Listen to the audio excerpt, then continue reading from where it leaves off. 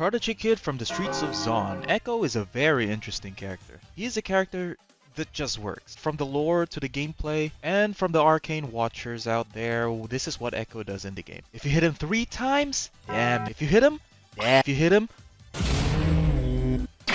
and the best ult in the game, you'll go back where you were 4 seconds ago. And yes, I remember back in the day where this ability was a huge mystery to us. Because before Ekko was released, Riot just dropped a cinema called Ekko Seconds. The video was just all about Ekko being an average mid laner. He beats the Zaunite goon, but the more Ekko goes back in time, he gets hurt in the process. I remember we were like, so the guy goes back in time, so how's this gonna work in the live game? Well, Riot made it that you can only go back by yourself. Well, this makes sense because it is designed for you to get the perspective on Ekko. You rewinding your mistakes, your play, it is you as Ekko. Now would you kindly please rate this section part of the video? Ekko's original lore was good, and I just want to give you a little bit of old lore about Ekko. Ekko's real name is Clarence, and he lived both with his parents. Born a genius and does not care about Piltover, only sees Zaun as a place of potential. He had a group called the Lost Children of Zaun, and Ekko made his Z-Drive all on his own in an abandoned laboratory. Now Ekko was like, look what I got, and now his friend starts to do brain-dead stunts, but they don't care because Ekko is there to save them always with his Z-Drive. And lastly, a wholesome moment with his parents. Now,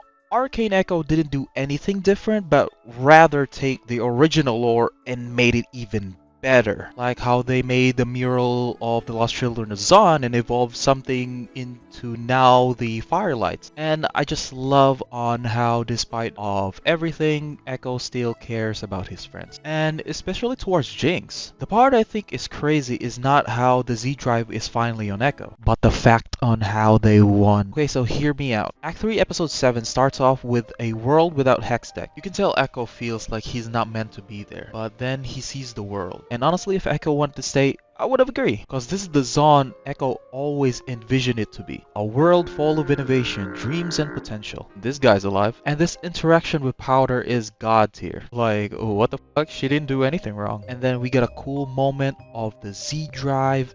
Honestly, after I saw Ekko kissing Jinx, I actually thought it's gonna stay. And I also realized how important Ekko is to the entire series. And it just shows how it's masterfully written to shine one's character. I want to sidetrack a bit and talk about this comic, Chrono Break. This comic shows who really is Ekko as a character, and how he tries over and over again to save his friend until he gets it right. And yes, eventually he couldn't save him, but he never says no to impossibilities for almost 100 times, till he learns his lesson to move on and all that sort of shit. But this is what's cool about the story in Arcane. It kept the core values of Ekko's character, and he shaped the entire narrative of the show, because if Ekko had stayed or he didn't have the Z-Drive, then this is the universe we would have gotten.